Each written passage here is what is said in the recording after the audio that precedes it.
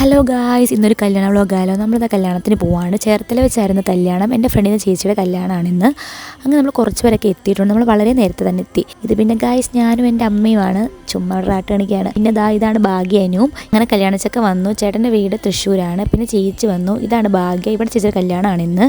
ചേച്ചി നല്ല ഭംഗിയുണ്ടായിരുന്നു കാണാനായിട്ട്. സുന്ദരിയായിട്ടുണ്ടായിരുന്നു. ചേച്ചിയുടെ മേക്കപ്പൊക്കെ അടിപൊളിയായിരുന്നു. ചോറ്റാനിക്കര അമ്പലത്തിൽ വെച്ചിട്ടായിരുന്നു താലികെട്ട്.